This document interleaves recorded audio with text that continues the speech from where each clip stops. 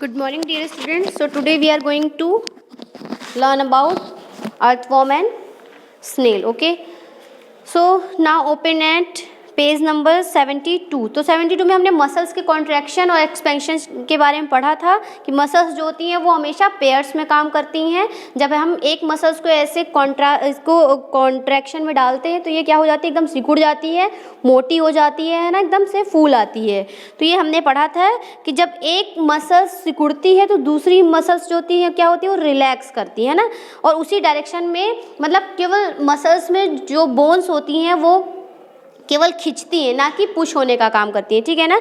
Muscles can only pull, muscles केवल खींच सकती है, ना कि पुश हो सकती हैं। तो ये हमने पढ़ लिया था कि our muscles and bones always required for movement. क्या मसल्स और बोन्स की ज़रूरत केवल मूवमेंट के लिए होती है? अगर मसल्स और बोन्स नहीं होंगे तो क्या कोई मूव नहीं कर पाएगा? हमारे बॉडी पार्ट्स तो मूव नहीं कर पाएंगे, but for about animals we are going to study कि how do other animals move. तो बताइए, अगर मसल्स और बोन के बिना हम मूव नहीं कर सकते तो चलिए उनके बारे में पढ़ते हैं कि वो किससे मूव करते हैं, मसल्स से या बोन से, या without bones they can move और नॉट, है ना।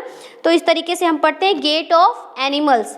एक्टिविटी 5 में open at page number 73 we are going to study about gait of animals. Gait of animals means होता है कि एनिमल्स किस तरीके से मूव करते हैं। ओके।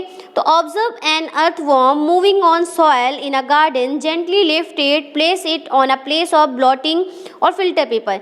एक अर्थवर्म को आपको मिट्टी से लेना, गार्डन में जाइए, मिट्टी से आप एक अर्थवर्म लीजिए, उसको उठाकर एक प्लेट में रख दीजिए। ओके, नहीं, ब्लॉटिंग और फिल्टर पेपर, ठीक है ना, उसे फिल्टर पेपर में रखना। ऑब्जर्व इट्स मूवमेंट, उसकी मूवमेंट को आपको ऑब्जर्व करना है। फिगर 8.18 में आपको दिखाया जा रहा है। Then it place it on a smooth glass. पहले आपको उस अर्थवर्म को पेपर पे रखना है, उसमें आपको उसकी मूवमेंट ऑब्जर्व करनी है कि वो किस तरह से मूव कर रहा है। उसके बाद उस अर्थवर्म को आपको एक कांच की प्लेट में रख देना है, उसमें आपको उसकी मूवमेंट ऑब्जर्व करनी है। Observe it's movement now, it is different from that on paper. क्या जो पेपर में अर्थवर्म की मूवमेंट है और ग्लास में जो अर्थवर्म की मूवमेंट है, क्या वो मूवमेंट दोनों अलग है? उसकी मूवमेंट क्या स्लो और फास्ट जैसा कुछ है, या वो नहीं चल पा रहा है, ये आपको खुद ऑब्जर्व करना है। In which of the above two surface do you find that earthworm is able to move easily. तो ये आपको खुद फाइंड करना है कि किसमें अर्थवर्म इजिली मूव कर पा रहा है। The body of an earthworm is made up of many rings joint end to end. जो अर्थवर्म की बॉडी होती है वो कई गोले गोले आकार के राउंड शेप के रिंग्स से बनी होती है। ओके, क्योंकि अर्थवर्म में हड्डियां नहीं होती हैं। An earthworm does not have bones, earthworm में बिल्कुल भी हड्डियां नहीं होती हैं। रिंग्स शेप से, राउंड शेप में अर्थवर्म का शरीर बना होता है। अर्थवर्म मीन्स यू नो ना, केचुआ, farmer's best friend earthworm. It has muscles which help to extend and shorten the body. मतलब अर्थवर्म के बॉडी में बोन्स नहीं होती हैं, केवल मसल्स होती हैं, मांसपेशियां होती हैं, जिसकी वजह से अर्थवर्म अपनी बॉडी को फैला पाता है या छोटा कर पाता है, just because of muscles. During movement the earthworm first extend the front part of the body. जब मूव करता है अर्थवर्म तो पहले वो अपने अगले हिस्से को फैलाता है ना, अगले हिस्से को क्या करता है, फैलाता है। Keeping the rear portion fix to the ground, और अपने पिछले बॉडी हिस्से को एकदम फिक्स रखता है जमीन में, है ना। और जब पिछले हिस्से को वो एक्सटेंड करता है तो अपने फ्रंट पार्ट को एकदम फिक्स कर लेता है ग्राउंड में, है ना। इस तरीके से ये हो गया। Releases the rear end it then shortens the body and pulls the rear end forward. इस तरीके से वो अपनी बॉडी को आगे पीछे कर करके मूव करता है कि जब उसको अगर अपने फ्रंट पार्ट आपको फैलाना है तो वो पिछले वाले पार्ट को फिक्स कर देता है, और जब उसको पिछला वाला पार्ट अपना मूव करना है तो वो आगे वाले पार्ट को फिक्स कर देता है, जिसकी वजह से वो मूव करता है। कौन? अर्थवर्म। इस तरीके से वो करता है। This makes it move forward by small distance. इसी तरह से अर्थवर्म धीरे धीरे अपनी बॉडी को मूव करता है, धीरे धीरे, बहुत धीमा चलता है अर्थवर्म। रिपीटिंग सच मसल्स एक्सपेंशन, इसी तरह से मसल्स की मदद से एक्सपेंशन और कॉन्ट्रैक्शन करके अर्थवर्म ग्राउंड पे या कहीं भी मूव कर पाता है। The earthworm can move through it's soil. Earthworm जो है वो केवल मिट्टी में अच्छे से मूव कर पाता है। इट्स बॉडी सिक्रेट्स अ सिली सब्सटेंस, स्लिमी। जो अर्थवर्म की बॉडी है वो एक स्लिमी सब्सटेंस, एक लिक्विड अपनी बॉडी से निकालते हुए जाते हैं मिट्टी में, टू हेल्प द मूवमेंट, जो कि उनकी मूवमेंट में हेल्प करते हैं। अर्थवर्म क्या करते हैं, अपनी बॉडी से एक स्लिमी, एक लिक्विड जैसा कुछ सब्सटेंस अपनी बॉडी से निकालते, जैसे हमारे मुंह से ये हमारे शरीर से स्वेट निकलता है, मुंह से सलाइवा, उसी तरीके से उनकी बॉडी से एक स्लिमी सब्सटेंस निकलता रहता है जिसकी वजह से वो मूव कर पाते हैं। How does it fix parts of the body to the ground? Earthworm अपनी बॉडी को कैसे ग्राउंड में फिक्स कर लेते हैं, कैसे एकदम स्टिक कर लेते हैं? Under its body it has a large number of tiny bristles hair like structure, क्योंकि अर्थवर्म की बॉडी के नीचे एकदम बालों जैसा कुछ स्ट्रक्चर होता है जिसकी मदद से वो जो उनका स्लिमी सब्सटेंस होता है वो निकलता है और वो हेयर लाइक स्ट्रक्चर उनको हेल्प करते हैं मूवमेंट करने में। The bristles are connected with the muscle, क्योंकि ये जो ब्रिसल्स होते हैं बाल जैसा स्ट्रक्चर छोटे छोटे होते हैं अर्थवर्म की बॉडी के नीचे, ये ब्रिसल्स पूरी तरह मसल्स से जुड़े हुए होते हैं, कनेक्टेड होते हैं। The bristles help to get a good grip on the ground, bristles की मदद से ही अर्थवर्म ग्राउंड पे मूव कर पाते हैं, उनको एक ग्रिप मिल पाती है, ठीक है। द अर्थवर्म एक्चुअली अर्थवर्म क्या खाते हैं?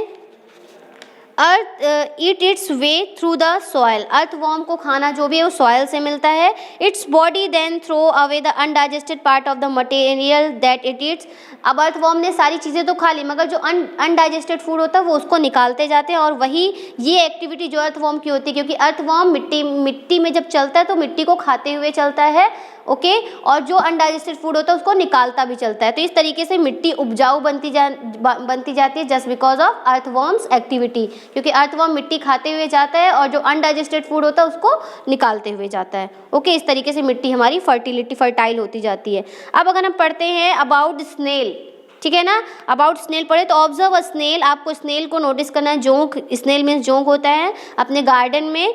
Have you seen the rounded structure, क्या आपने स्नेल के ऊपर ये राउंडेड, ये गोला देखिए बना हुआ है ना, ये बना हुआ है ना, ये अलग से है, इसमें ये कोई बोन नहीं है, ये एक अलग से एक शेल है इसका, okay.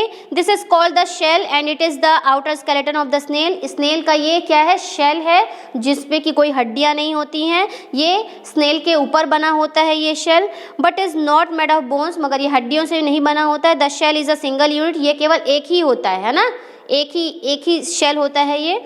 And does not help in moving from place to place, ये बिल्कुल भी स्नेल को मदद नहीं करता है एक जगह से दूसरी जगह पे मूव करने में। अगर आप ये सोच रहे हैं कि स्नेल के ऊपर जो शेल होता है वो मूवमेंट करने में उसकी हेल्प करता है, बिल्कुल नहीं।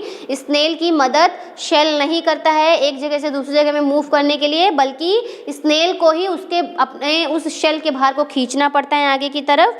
Place the snail on the glass plate, अब दोबारा से स्नेल को भी ऐसा ही आपको प्लेट में रखना है और उसकी मूवमेंट को आपको ऑब्जर्व करना है कि कैसे मूव करता है। प्लेट में रख दीजिए स्नेल को और ऐसे थोड़ा ऊपर कर दीजिए और नीचे से आप उसकी मूवमेंट को देख सकते हैं कि वो किस तरीके से मूव कर रहा है, ओके। फिर observe it's movement and beneath a thick structure and the head of the snail may come out and opening in, आपको दिखेगा कि एक थिक मोटा सा स्ट्रक्चर आपको दिखेगा and the head of the snail, और स्नेल का जो हेड है वो आपको निकलता हुआ दिखेगा। अगर आप प्लेट को ऐसे ऊपर कर लेंगे नीचे से देखेंगे तो आपको उसका हेड और थिक पार्ट का स्ट्रक्चर कुछ दिखेगा उसी शेल से निकला हुआ। द थिक स्ट्रक्चर जो बहुत मोटा सा पार्ट है वो उसका पैर है, made of a strong muscle, जो कि उसके पैर जो है बहुत ही मजबूत मांसपेशियों से बने हुए हैं। Now carefully tilt the glass plate, अब बहुत ही ध्यान से प्लेट को थोड़ा सा तिरछा कीजिए तो आपको उस स्नेल की मूवमेंट, मतलब थोड़ा सा जो वेव होगा ना उसके चलने का थोड़ा तेजी आएगी हल्की सी, तो वो आपको देखने को मिलेगी, ठीक है ना। तो इस तरीके से हमने अर्थवर्म और स्नेल के बारे में पढ़ा कि अर्थवर्म क्या करता है। अर्थवर्म जो होता है वो मिट्टी खाते हुए जाता है और अपना अनडाइजेस्टेड फूड निकालते जाता है। इस एक्टिविटी से हमारी मिट्टी जो है वो फर्टाइल होती जाती है। स्नेल के बारे में हमने पढ़ लिया कि स्नेल का जो शेल होता है वो कोई मदद नहीं करता है, ठीक है ना, वो उसको ना ही उसमें बोन्स होती, केवल वो सिंगल यूनिट होता है, उसको भी खींचने का काम खुद ही स्नेल करता है, ठीक है ना। इस तरीके से क्योंकि उसमें उसका एक पैर और सर जो होता है वो निकलते हुए आप देख सकते हैं अगर आप ऑब्जर्व करेंगे। तो बाकी बस आपका एक ही वीडियो के लिए ये चैप्टर बचा है। अब हम अगर नेक्स्ट वीडियो स्टार्ट करेंगे तो लेसन नंबर 9 स्टार्ट करेंगे। इसमें अब हम केवल स्नेक के बारे में पढ़ेंगे, ओके, कॉकरोच के बारे में पढ़ेंगे और बर्ड्स के बारे में पढ़ेंगे, ओके। तो कुछ ही चीज़ें बची हुई हैं, तो ये आपका अगले नेक्स्ट वीडियो में ख़त्म हो जाएगा, ओके। क्वेश्चन आंसर्स तो आपको फिनिश ही हैं, मैं आपको इसलिए एक टॉपिक पढ़ा रही हूँ जिससे आपको अर्थवर्म और स्नेल के बारे में पता चलता रहे, okay. So thank you so much.